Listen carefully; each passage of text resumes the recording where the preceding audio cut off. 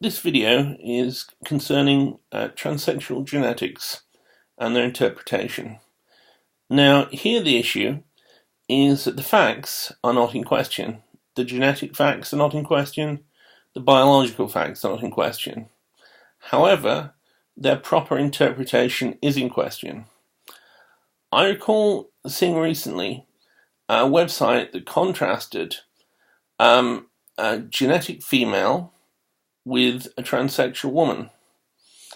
Now, I remember several years ago I saw the same thing, and at the time I thought, well, that's quite sensible. That's a way of expressing that a transsexual person is someone who identifies as such, whereas someone with a certain genetic code is, well, I think the phrase natural might come to mind.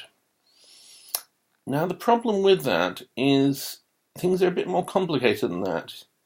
In fact, things are a great deal more complicated than that. Now, instead of starting to talk about natural or that sort of thing, we can use the accepted vernacular that exists today, which is cisgendered and transgendered. And in this sense, we're going to ask the question, well, is there a fundamental genetic differentiation between the two classes, between a cisgendered woman and a transgendered woman? Is there a genetic dividing line which is absolute? Now, I think in order to answer that question, I would reference the pardon me, the question from clinical psychology, in particular the notion of abnormal psychology. Now, to define abnormal psychology, to define health, one references two standard deviations of a normal distribution. So we're looking at the upper and the lower tail of a normal distribution, or 5% of a population, as falling within those two tails, 2.5% each. Now, in statistical terms, that is one definition of abnormality, and by its corollary extension, of health. Now, the problem with that is that abnormality in psychological terms, in clinical psychological terms, extends beyond that. It is used in a normative sense. It is used in the sense that it is used as an iron bar to say that if you fall outside of a certain statistical area, that you're not within the healthy population. Now, I'm not going to be discussing clinical psychology here. I'm putting that in as a way of interpreting the genetic facts, not as a way of twisting things, but rather as a way of understanding them in a deeper sense. Now, when we come to the issue, well, what genetic states are in existence? Well, if we come to a mainstream medical or biological view, we may believe that the states may be male or female. We may think perhaps that these are two primitive states, and we may simply think that all other states are merely interpretations of those two states. And this view is founded not merely in biological and medical interpretations, but also in theological interpretations. Now, there are difficulties to this view, and the difficulties to this view are that exceptions occur. Now, triple X females, also called meta-females, that is, women with XXX genetic codes, 3X chromosomes instead of 2, they fall outside this standard of either XX or XY people in existence. Now, that starts to bring into question the meaning of the simplified genetic notion of there either being man or woman, XX or XY. Now, the question is how you interpret that existence. Do you say, well, this person is abnormal? Do you say this person is somehow genetically deviant? Now, the common medical understanding would be to do that, to try somehow to say they are merely a transformation, a variation upon ordinary development. They follow the idea that initially the fetus is female, and we go through the genetic development, eventually the female becoming male with the addition of certain hormones as time goes on, stage A, stage B, stage C, and the explaining the point at which things change, and the facts. We're not disputing facts here. We are disputing the interpretation of the facts. And the issue here is we could interpret the triple X woman or meta-female as being abnormal. Now, 1 in 5,000 births are what this figure, what this person, this phenomenon occurs as. That ordinarily slightly more females are born than males, but for meta-females, 1 in 5,000 births.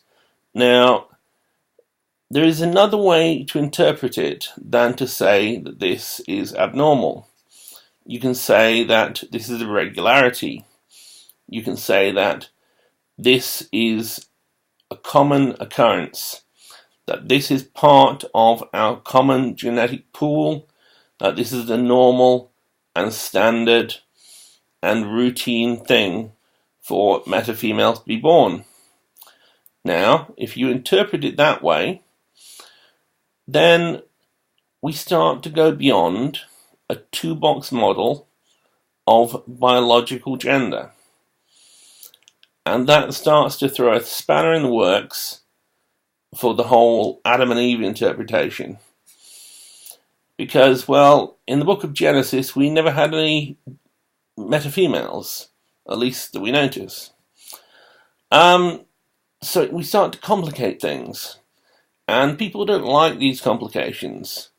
But let's see, well, if we regularly have 1 in 5,000 births that result in a meta-female, should we be saying it's abnormality? I don't feel it is. I think it's a regularity, not an abnormality. And I think as a regularity, I think we should account for it as part of our genetic code. And it begins to expand. Suddenly we've gone from two boxes for biological gender. We found a third.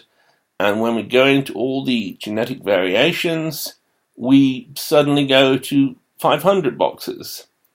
Now, the definition of sex or biological gender, it can only be either how someone identifies or self-identifies as being, or it can be in genetic or biological terms.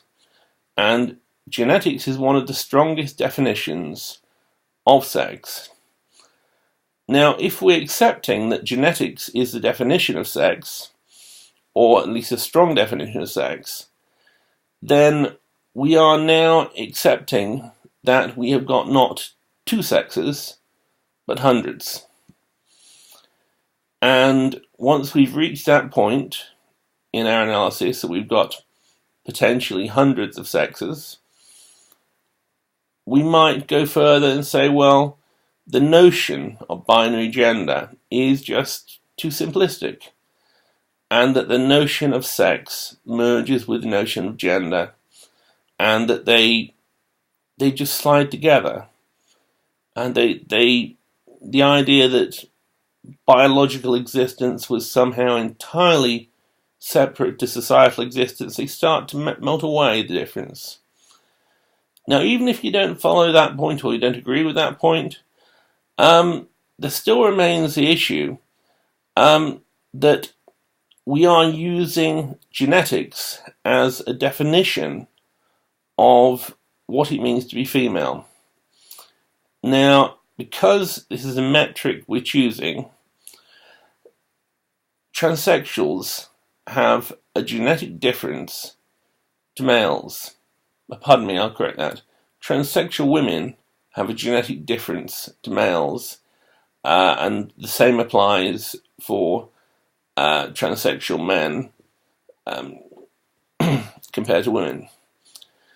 Now, we refer to this as the transsexual gene, and anyone who doesn't think there's a transsexual gene, please Google it. Now, I'm not going to go into the precise details of the transsexual gene, as for one thing, I can't quite remember all the details because it is rather complicated. But basically, what the principle here is that on the genome, there is, we'll call it genetic marker that separates it, a transsexual woman from a man. And in that sense, because we're using genetics as the definition of biological gender, we are then separating, in terms of biological gender, a transsexual woman from a man. And that's where, because a transsexual woman moves across the spectrum towards a biological female, that's where it becomes difficult to keep her out of that biological sex. Now, for biological reasons, which are deeper, such as MRI brain scans, and such as hormonal reasons, there are other reasons to move her into the female box. But we're focusing on genetics here. And I think, to put matters simply, there is a genetic movement from male to female for transsexual. And I think that anyone who interprets the facts appropriately can't deny that. Thank you for listening.